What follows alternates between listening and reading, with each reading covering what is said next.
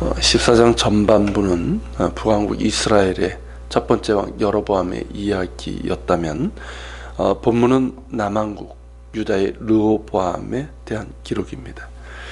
우선 21절에 보면 르호보암이 솔로몬을 이어서 왕이 되었을 때 나이와 그의 통치 기간은 물론 그의 어머니에 대해서 구체적으로 언급하고 있습니다. 그러니까 르호보암이 왕위에 오를 때의 나이가 41세였고 그는 17년 동안 예루살렘에서 다스리게 됩니다. 그리고 그의 어머니는 암몬 사람 나아마입니다. 특이한 것은 그의 어머니 암몬 사람 나아마에 대해서 31절에서도 반복해서 언급하고 있다는 겁니다. 다른 유다 왕들의 경우도 그 모친의 이름이 나오기는 하지만 르호보암의 경우는 그의 기록의 처음과 마지막에 반복해서 그의 어머니의 이름을 언급하고 있다는 것이죠. 자, 이것은 무엇을 의미하는 것일까요? 이미 앞장들에서 본 것처럼 솔로몬은 많은 이방 여인들을 아내와 첩으로 두었고 나이가 들면서 그녀들에게 마음이 빼앗겨 하나님에서 멀어지고 말았죠. 그 이방 아내 중에 하나일 뿐만 아니라 자신의 아들을 왕위 계승자로 세울 만큼 영향력이 컸던 여인이 바로 르호보암의 어머니였음을 의미합니다. 아내와 첩이 그리 많았으니까 왕자는 또한 얼마나 많았겠습니까?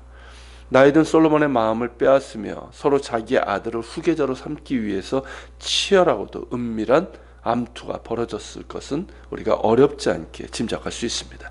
그 싸움에서의 승자가 바로 암몬 여인 나아마였던 것이죠. 그러다 보니 르호보암은 철저하게 그의 어머니의 영향하에 있게 되었을 것입니다. 그의 어머니가 섬기던 암몬 신들을 따랐을 것이고 온갖 가증한 악행을 범했을 겁니다. 그러니까 르호보암은 결코 하나님을 경외하는 사람이 아니었다는 것이죠. 그것을 보여주는 것이 바로 22절부터 24절입니다. 한번 보십시오. 다시 한번. 자, 유다가 여호와 보시기에 악을 행하되 그의 조상들이 행한 모든 일보다 뛰어나게 하여 그 범한 죄로 여호와를 노엽게 하였으니 이는 그들도 산 위에와 모든 푸른 나무 아래에 산당과 우상과 아세라상을 세웠습니다. 그 땅에 또 남색하는 자가 있었고 여호와께서 이스라엘 자손 앞에서 쫓아내신 국민의 모든 가증한 일을 무리가 본받아 행하였더라. 자, 본문에는 유다가 여호와 보시기에 악을 행하였다고 했지만 이는 유다 왕 르호보암이 백성들을 악을 행하도록 이끌었다라는 것을 의미합니다. 그들의 땅 곳곳에 산당과 우상과 아세라상을 세웠고 그 우상의 신전에는 남색하는 자들이 있었습니다. 이 남색하는 자들이란 뭐냐면 신전 남창들을 얘기합니다. 그러니까 가나안의 그 바알, 아세라 제의, 이런 제의에는 성적으로 매우 문란했습니다. 기본적으로 이제 농경신들이다 보니까 바알은 비를 내려주는 신이고 아세라는 그의 부인신으로 풍요와 다산의 여인입니다. 건기와 우기가 뚜렷한 땅입니다. 그러다 보니까 우기가 시작될 때 내리는 비가 매우 중요했습니다. 이걸 이제 성경에서 이른 비라고 얘기를 하는데 이 비가 내려야지만 파종을 할 수 있기 때문입니다. 1년 농사가 바로 이 비에 달려 있는 것이죠. 그런데 바알과 아세라 숭배자들은 이 둘이 합방할 때 비가 내린다고 믿었고 바알과 아세라가 빨리 합방을 하도록 성적인 자극을 주기 위해서 이 제의에 참석한 이들이 집단 성관계를 갖습니다. 그러한 역할을 하는 자들이 본문에서 남색하는 자들이라고 한 신전 남창들입니다. 물론 여자들도 있었습니다. 이들은 우상의 신전에서 일하는 일종의 사제들입니다. 이들과 함께 백성들이 음란한 집단 성관계를 맺으면서 바알과 아세라에게 비를 내려주기를 구했다는 겁니다. 그것도 이스라엘 땅에서 말입니다.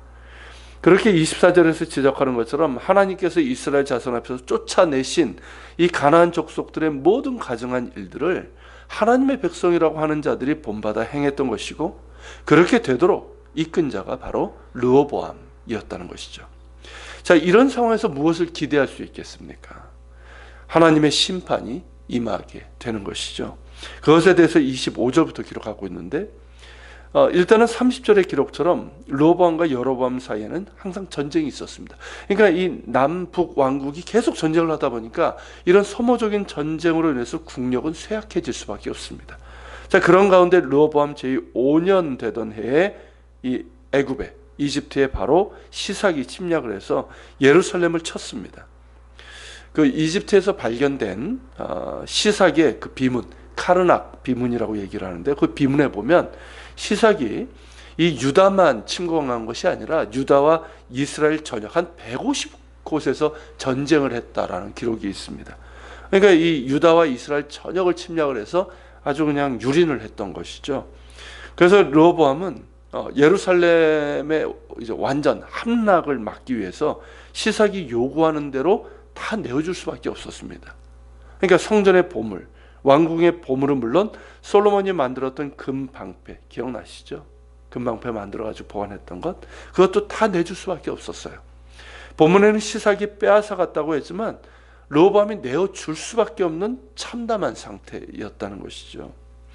솔로몬의 금방패까지 다 빼앗기다 보니까 시위대들은 뭘 하냐면 노스로, 이제 금이 없어요. 그러니까 이제 노스로 방패를 만들어서 왕을 호위할 수밖에 없었습니다. 여러분, 그 시위대가 금방패로 왕을 호위하는 것은 뭘 나타내는 겁니까? 왕의 영광, 왕의 위엄, 이런 것들을 나타내는 거잖아요. 그런데 이제 금방패는 다 뺏기고 놋방패로 할 수밖에 없었다는 것은 나라가 얼마나 급속도로 쇠약해졌는지를 보여주는 겁니다. 그토록 사랑하던 솔로몬의 부귀영화가 다 무너지고 사라지고 만 것이죠. 하나님이 치시면 부귀영화는 하루아침에 사라지고 맙니다. 인간이 그토록 갖고 싶어 하고 또 가지면 마치 그것이 자신의 행복을 보장할 것 같다고 생각하는 것들은 하나님께서 허물어뜨리시면 아침 안개처럼 사라지고 마는 것입니다. 하나님께서는 솔로몬에게 그의 집과 나라가 견고하고 부강해질 수 있는 길에 대해서 분명하게 2번씩이나 반복해서 말씀하셨죠. 이 말씀은 그뿐만 아니라 그의 아들과 후손들에게 동일하게 해당되는 말씀이었습니다. 그러나 그들은 그 마음을 돌이켜 하나님 경외하기를 거절하고 우상을 섬기고 온갖 가증한 일들과 악행을 자행했습니다. 그 결과 하나님께서 주신 솔로몬의 부귀영화는 아침 안개처럼 사라지고 그들의 집은 쇠락하고 무너지고 말았습니다. 그러므로 우리는 참된 행복과 성공이 어디 있는지, 그리고 우리의 삶의 자리를 붙잡아 주시고 견고하게 하는 것이 무엇인지를 헤아릴 줄 알아야 합니다. 시편 127편 말씀처럼 하나님께서 집을 세우지 아니하시면 세우는 자의 수고가 헛되고, 하나님께서 성을 지켜주시지 아니하면 파수꾼의 깨어있음이 헛되며, 우리가 아침 일찍 일어나 밤늦게까지 일하고 애쓰는 모든 수고가 헛될 뿐입니다. 그러므로 하나님을 경외하는 자가 되어야 합니다. 필요할 때 찾는 하나님이 아니라 나의 마음으로 경외하며 또한 신뢰하며 순종함으로 따르는 믿음의 사람들이 될 수 있기를 바랍니다. 바로 거기에 참된 평안과 행복이 주어지는 것입니다. 같이 기도하겠습니다. 오늘 말씀을 기억하면서 기도합시다. 참으로 르호보암의 그 악행을 우리가 보게 됩니다. 하나님을 철저하게 그렇게 멀리하고 온갖 가증한 악행들을 자행했을 때 기대할 수 있는 것은 하나님의 심판밖에 없습니다. 주님, 우리가 헛된 것을 추구하지 않게 하시고 하나님 경외하기를 가장 앞서서 우선적으로 할 수 있도록 도와주시고, 필요할 때만 찾는 하나님이 아니라 우리의 마음을 다해서 경외하며 신뢰하며 또한 그 말씀에 순종하는 그런 가운데 참된 행복과 평안을 누리는 저희들 될 수 있도록 도와주시고 우리의 자손들이 되게 하여 주시옵소서. 같이 기도하며 나아갑시다.